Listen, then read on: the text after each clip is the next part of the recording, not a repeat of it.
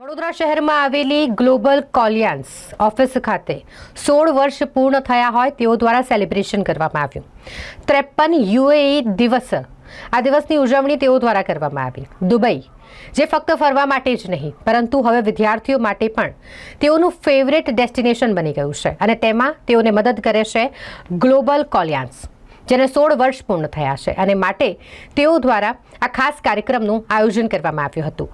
Dubai દિવસની ઉજવણી કરવાનો કાર્યક્રમ તેઓ રાખ્યો હતો। મોટી સંખ્યામાં તમામે હાજરી આપી હતી। ખાસ કરીને આ કાર્યક્રમ યોજવામાં આવ્યો હોય એક વિશેષ કેક કટ કરીને તેઓ દ્વારા દુબઈ દિવસની ઉજવણી કરવામાં આવી। અલગ અલગ રમતોનું પણ આયોજન કરવામાં આવ્યું હતું।